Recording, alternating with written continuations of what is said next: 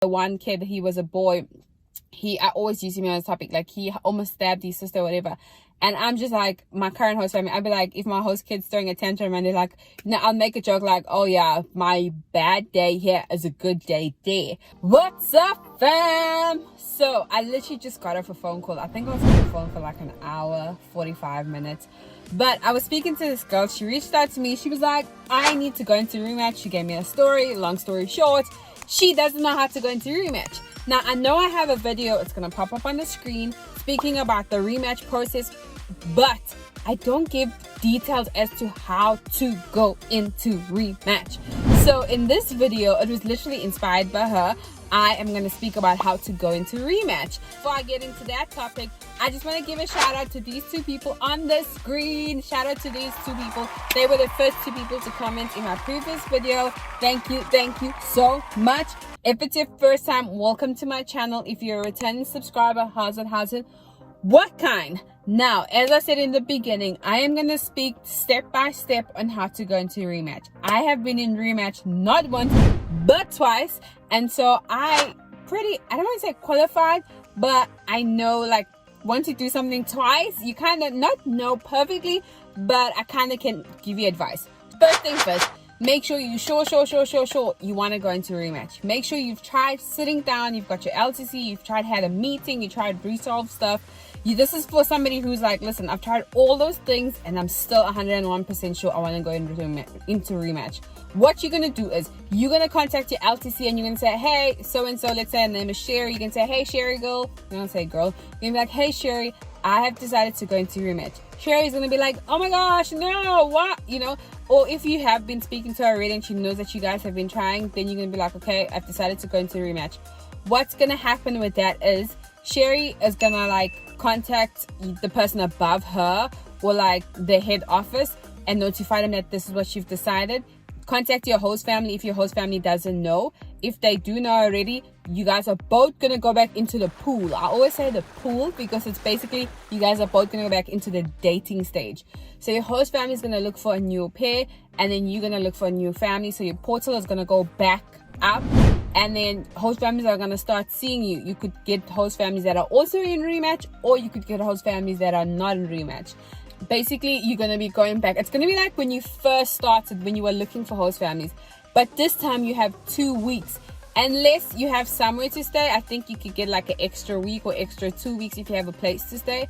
But it's usually 2 weeks to find a family. So from once your portal is up, 2 weeks from that day, then you go, you speak to host families,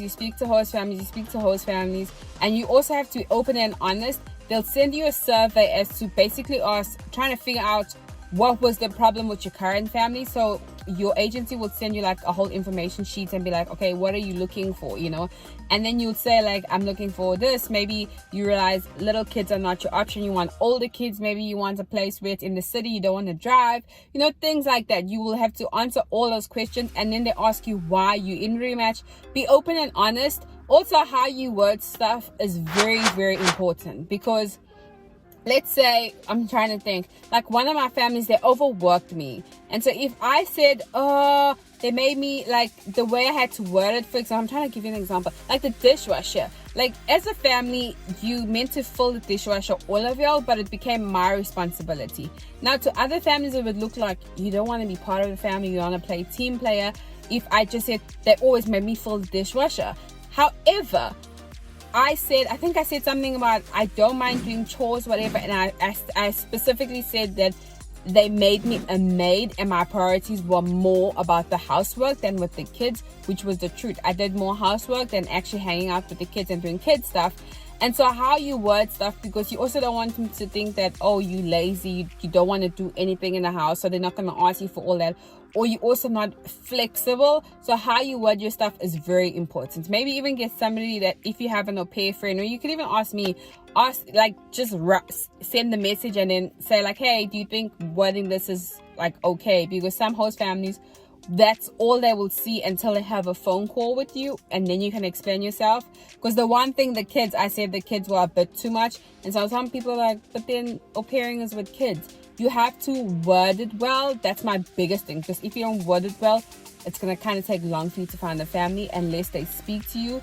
because this form you're gonna fill out is what they're gonna see. And then be realistic with what you want. Don't be like, I can compromise with this, I can compromise with that. This is your second shot to be honest and open with yourself. Like, literally be honest and open. If you know that a host family that is in a medical field is going to irritate you, be specific. Say, I do not prefer working for teachers. Say, I prefer babies, I prefer adults. But I'm not saying put it that way. You can say, I have more experience working with older kids, therefore I think working with younger kids was a bit more challenging, so this time I'm hoping to work with older kids. That kind of stuff. Be open, honest, and then you'll speak to families, they will talk to you. I would also say, once you're in Rematch, there's so many au pair groups on Facebook, everywhere. Reach out to other au pairs and be like, hey, I'm in Rematch. Can you guys help me out? Can you share my stuff? Try get as much so you have a lot of options. And another thing I would say is, don't just choose a family because you're panicking. Don't just choose a family. Keep your options open. Like, try at least be speaking to 2 or 3 families, because you don't want to just choose a family because you're panicking, because that's what happened to me after my first one.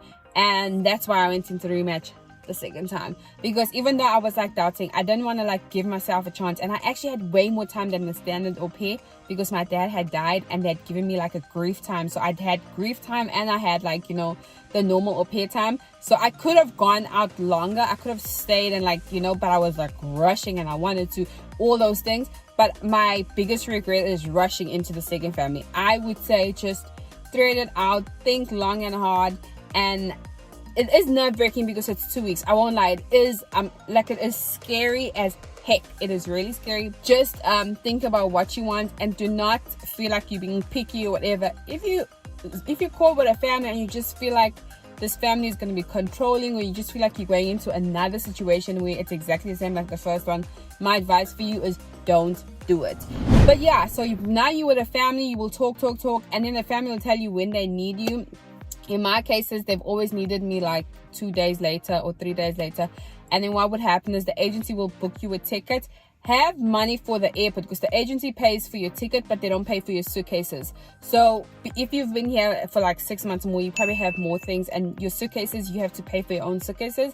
But if you're traveling, like if you need to go to the airport or Uber, any form of transport that you have to pay for, the agency pays for it. Well, at least my agency, the agency, you pay for it, and then you give your LTC the receipt, and they were meant to reimburse it to you. That's something people didn't know. I literally told my friend this, because other au pairs have been paying for themselves, but my agency, they reimburse you. But in terms of suitcases, you have to pay for your own suitcases, or if your host family is willing to pay for it, then that is one of those amazing things. But I'm trying to think what else is there. So once you match, you go to your family 2 days later, and then from then onwards, it's basically like a new family, like when you started. They teach you the routine and all those things. But yeah, I just think also when you get to your new host family, try not to scandal about your old host family. And when I say scandal, you can talk about reasons you were in Rematch and whatever, but never paint somebody that you worked for prior, and this is for any job, never paint a bad picture, no matter how bad they are. Yes, speak about your experiences and how you were happy.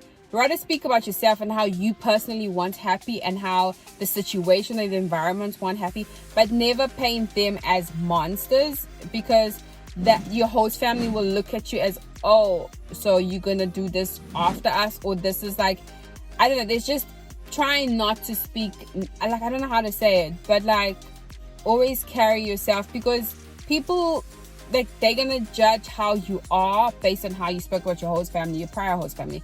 And I'm not saying, because I do it, I speak about my previous host families, but I mainly speak about, oh my gosh, like for example, the one kid, he was a boy, I always use him as a topic, like he almost stabbed his sister or whatever. And I'm just like, my current host family, I'd be like, if my host kid's throwing a tantrum and they're like, you know, I'll make a joke like, oh yeah, my bad day here is a good day there. Or like, you know, like situations where certain things happen, and I'll speak about it, but not in a way to put it as they monsters. It's just examples. I don't know if you guys are getting what I'm saying. But yeah, that is it. Number 1, sit down your host family and your LTC and tell them you want Rematch. Number 2, be open and honest in the survey form they're going to send you to write about what you're looking for. Number 3, take your time with choosing a new family. Do not stress, do not rush, do not panic. Rather ask for that extra week and put yourself up in a hotel, or ask a friend, or ask somebody to house you for 2 weeks or a week. Rather do that than you rush and just choose any host family. Number 4, have fun with your new host family and just choose what you want, because it's your experience. To have fun, be open, be honest. And also, like, this is not just to au pairs only. Like, host families, when you're choosing a new au pair, be open and honest with what you want. Just set no expectations that way for au pairs. Set no expectations so that way you're not disappointed when they are amazing, or if they shitty, then I don't know what to say. If they shitty, then be out.